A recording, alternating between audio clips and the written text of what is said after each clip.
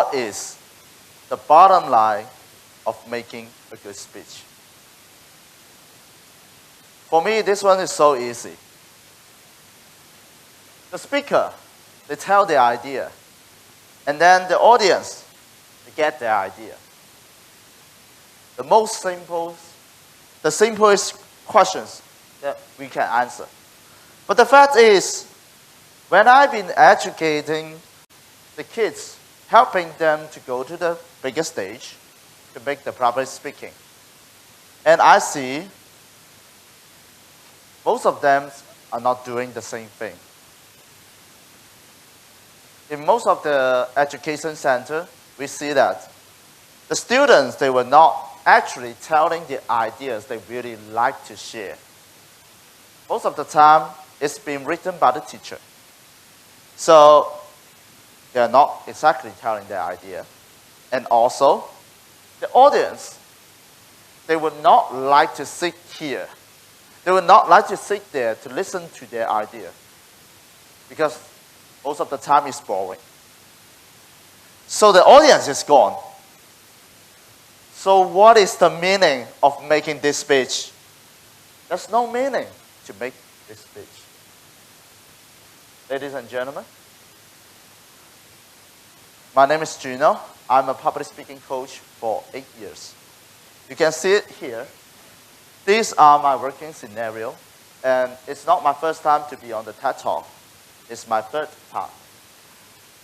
And you can see most of the time I've been helping the speaker. Most of them are the KOL in their industry, and help them to go to the TED Talk stage. And also I help the Fortune 500 companies manager, and also sometimes CEO, to do the presentations in business.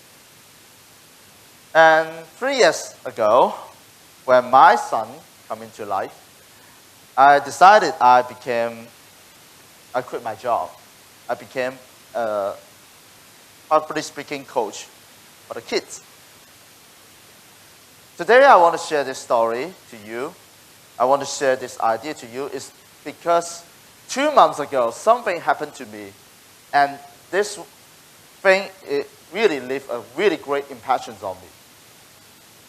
2 months ago, I was invited to be a judge of an English speaking competition.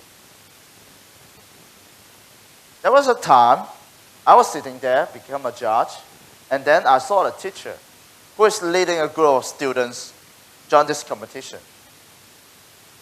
And these students are not the same as you guys. They are from the public school, and their English level is not that good. Most of them are aged like 7 to 10. And you know what? They did not even learn about the past tense. But they were forced to stand on the stage and do the English presentation. And by the time they were doing the rehearsal, I saw that in their faces, they really looked like this. They were so terrified. And then the teacher who is leading them is keep yelling that, "What's your vocal variety? And where is your body language? Come on, put some more body language, smile." And I was sitting there, I was thinking, oh my God, how can they do some more focus on their body language and vocal variety? Why they were 100% concentrate on their reciting their script? As a matter of fact, none of them go into the next round. None of them. But I think the teacher might be a good English teacher because the script, I think it's great. But she is definitely not a good public speaking coach. And that day, I personally bought some milk tea for these students because I think they were suffering. And one of the guy who is much taller than me, maybe in grade 5, he was cried like a little girl. And then I also sing this song to them.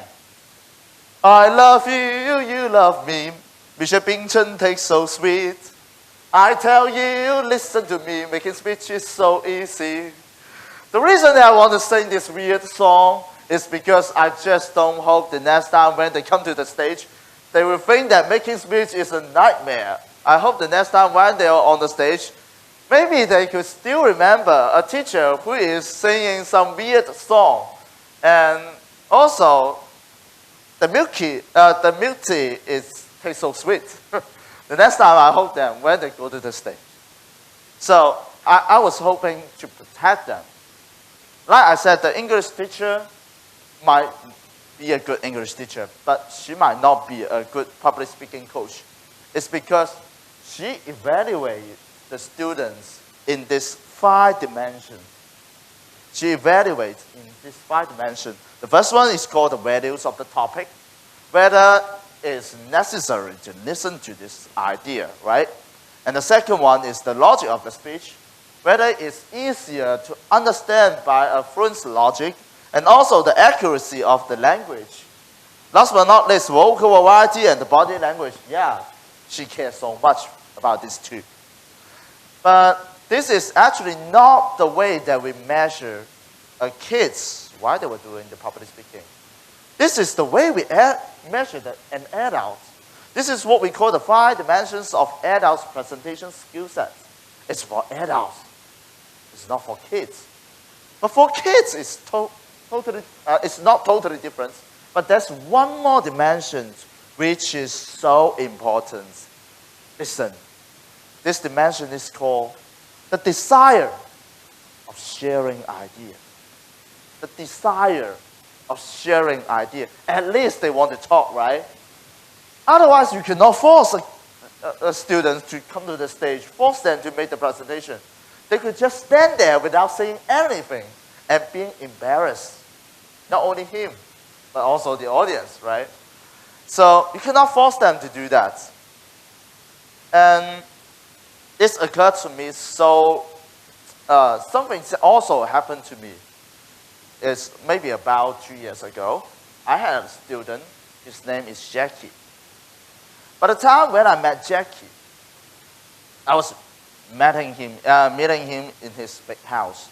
His father told me that Jackie, he used to be such a great MC. He holds a lot of important meetings for the school, and he wins a lot of prizes. And I'm so proud of him. But now, he is speechless. He don't want to say anything. Could you help me out? That day, I was wandering in Jackie's room, and then I suddenly saw a book. It's called The Free Body Problem. Anybody read that? Yeah, great. Real comrade. And I took this book, and I tell his father to leave us alone. I walked toward Jackie, and I said, "Hi, I'm Meditator Juno. You can call me MJ." And Jackie was so surprised, and he yelled, "Oh my God, you read the book Free Body Problem." Yeah, I'm Meditator Jackie, and I'm also MJ. And you know what? And I said, now we are the comrade. And we shook hands. That day, he talked to me about 3 hours. 3 hours. And then I know the reason why he don't like to talk. It's because by the time he was being an MC, he was required to stand straightly and act professionally and read the script, but not written by him. It's written by the teacher. Then he started to realize that if I could not share the idea I want, why should I say anything? I'm a reading machine without any soul. And then he decided to shut up. After that, we used a totally different way to educate him.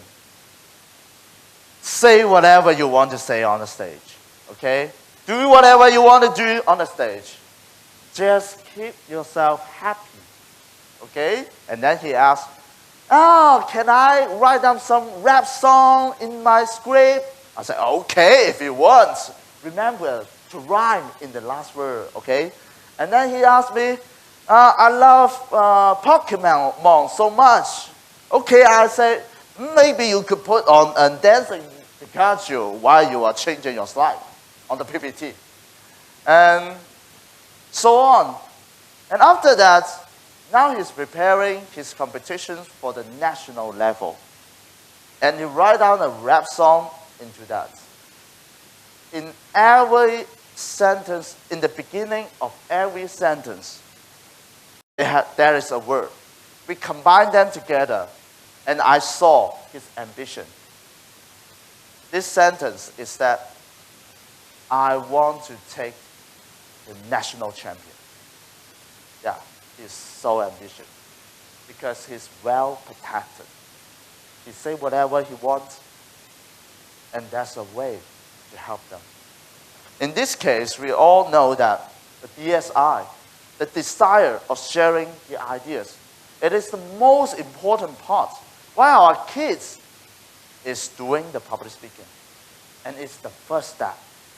So for all the parents, all the teachers, I hope that we can all protect their will, protect their desire of sharing things. And if you still remember what I said on the very beginning, the bottom line of making a good speech is the speaker, they tell the idea they really want. And also, the student can get the idea. But now is the last question to all of you. Who are the real audience while their kids are making their speech? Who are the real audience? I give you 4 choices. The first one, parents. The second one, teacher and principals in the school. Third one, judges from the competition. And last but not least, the students and friends and classmates around them. Which one? The fourth one, right? Okay. That is the other most important things you need to remember. Always remember who are the audience for our kids. So they want to say something to this group of people, not our parents. So that's the end of my speech today. Thank you, everyone. Thank you.